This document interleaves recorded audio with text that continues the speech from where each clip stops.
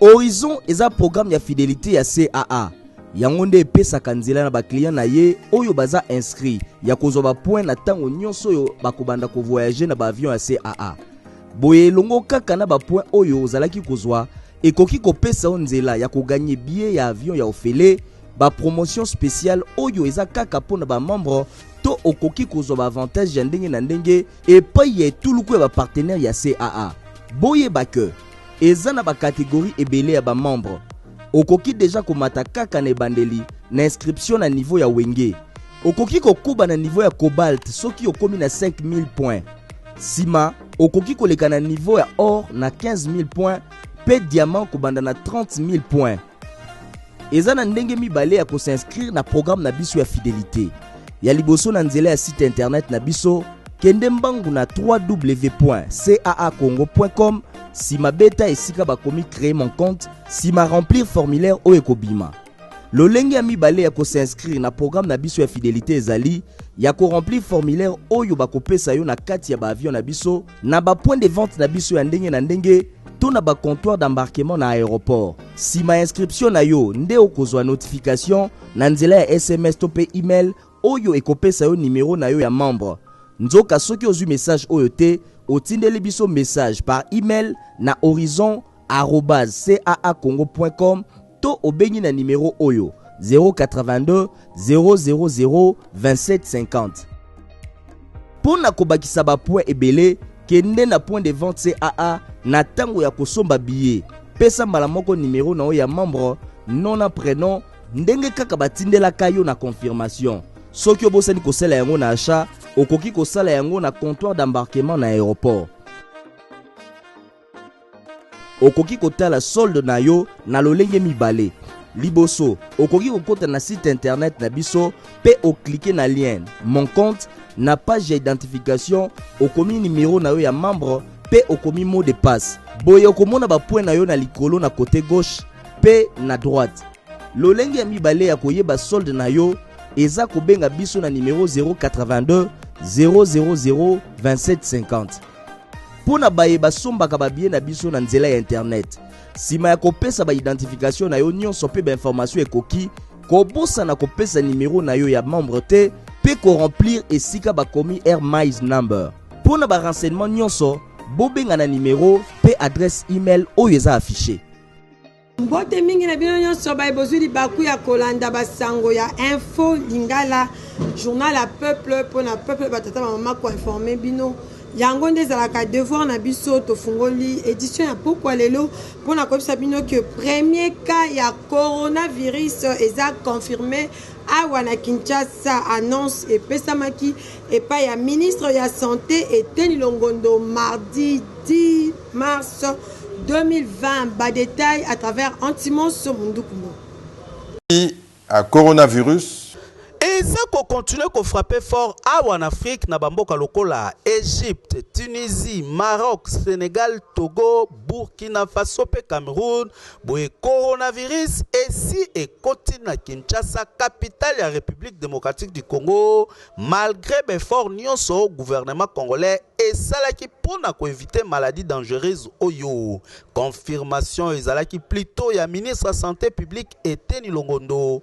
Oyo na communication na ye mardi 10 mars atalisaki ke Congolais moko ya 52 ans oyo awutaki mboka France dimanche 8 mars pe sima ya koexamine yende amonanaki na ba symptômes lokola fièvre makasi kosu pe rhume boye kotala esika awuteli c'est-à-dire France mboka oyo eza pe touché makasi na coronavirus nde ba confirmer premier cas à Kinshasa. Avec tout ce que j'ai vu ici, donc ce sont des spécialistes qui vont le détecter et l'amener jusqu'ici à Kinkole. Je rassure à la population congolaise que nous avons une expertise nécessaire pour guérir les cas. Nous avons notre laboratoire INRV qui est déjà doté et nous avons des médecins spécialistes en maladies infectieuses qui peuvent soigner ce genre de cas.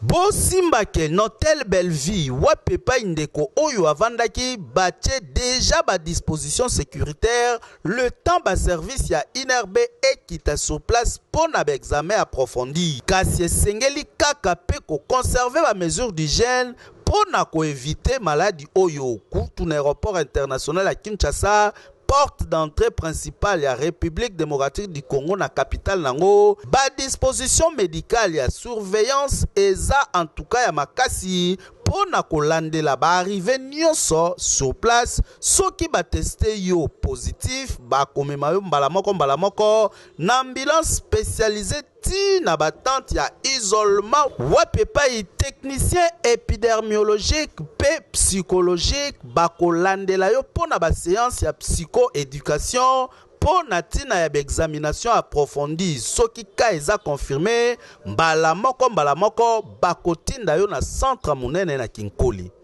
Na région Samususu bosimba ke salle polyvalente Victoria ya Matadi nde et servaki de cadre pour la célébration ya le 8 mars wapi epai ba maman ya Congo central elongo na gouverneur Atou Matubwana ba célébraki yango kitoko héritier Mapindemi Antimos Mundukumbo ba pesi ba précision. Province ya Congo central est commis désormais na dynamique de femmes candidates na l'élection d'Inafek na Mokuse.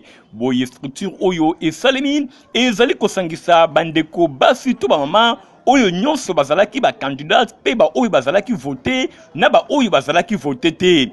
Coordination oyo ekokambama désormais na madame Marceline Sumba. Coordination oyo etiamaki en place mercredi 4 mars na hôtel Vini Palace et à présence ya Yemoko gouverneur ya province ya Congo central mwana mboka Atou Matubwana oyo a présidaki cérémonie ezwaki maloba atalisi ke selon ba statistique ya CENI pour na élection et uti koleka kaka 128 femmes de bazalaki ba candidate na ngambu ya province ya Congo central soit 10% ya pamba natina wana atalisi ke esengeli province ayeba na ko multiplier effort pour na ko komisa chiffre oyo na 20%, 30%, pourquoi pas 50%. Nyonso wana ezali ko senga ba effort ya ndenge na ndenge esalema na niveau ya basi. Boye province ya Congo central ndenge yemoko azali numéro 1 a promettre ba kosala makasi pour na participation ya bandeko basi na ba élection oyo ekosalema mikolo ezali koya. Bo simba ke na même cérémonie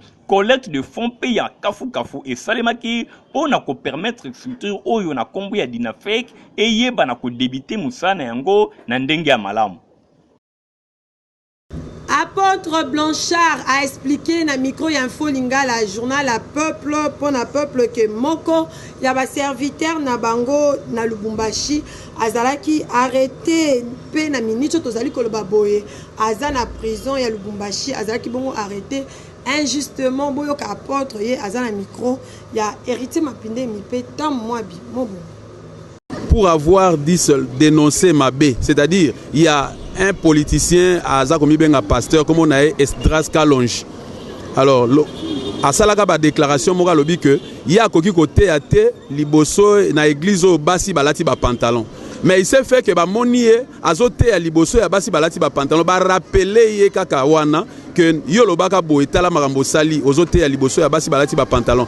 Pona ya wana lokola ya za politicien a utilisé influence na wana a eko kangisa pasteur David Nkankawana. C'est-à-dire bah directement donc même pas qu'auditionner garde à vue balamo ba transféré na prison. Donc à un moment tozolo bazana na prison ça déjà 3 semaines na prison et puis dossier wana batindi yango na Kinshasa. Donc il y a revendre na prison sans bayokae. Est-ce que état de droit ngo yango wana? Est-ce que laïcité à l'état yango yango wana? Ce que moni que makambu pasteur Moussouba Lobi est choqué yo okoya na débat na plateau au sala débat pour to la kisabana bazana na vérité okoya ko kangisa batute. Est-ce que Jésus tant ba benga ke Belzéboul est-ce que apporta qui plainte na sengi na ba autorité batala likambo parce que à César ce qui est à César, à Dieu ce qui est à Dieu. Muto a monique ami kotaki na makambo nzambe soki mutu muso ayeko l'accès ke bosala ka faux okokende porter plainte te makambo ya nzambe esuka na débat. Jésus a salé débat na ba pharisien, Jésus a bengela bango nani ba soda romete omoni. Donc wana ezo l'accès ke monsieur Esdras Kalonji aza faux aux ali Dux Clarifs okokende na enfer 666 nazo senga na batu nyonso balandaka yo na église na yo ba bimawana parce que za église ya diable. Église ya Dieu ekoki ko kangisa mutu na prison te. Asuka nazo senga bino nyonso ba pasteur a mokili ba faux ba pasteur. bokobenga basoda te so bomoni que bozali bokoki kolakisa biso le contraire, vous venez sur un plateau pour un débat tolakisa na humanité que boza faux. Aujourd'hui le seul prophète messager c'est Kakou Philippe oyo bino nyonso bosengeli kolanda message oyo aza koteya. To poursuivre la religion pour la kopisa bino lisusu que centre missionnaire d'adoration bango bazali ko bengisa bana na nzambe nyonso baya ko participer na ba différents programmes na bango o baza ko organiser kuna ya ko tombola ngwende ya bokonzi na nzambe elongo na visionnaire Micho Olenga Kunga. Bozo ba précision à travers héritier mapinde mi petam moi mobo.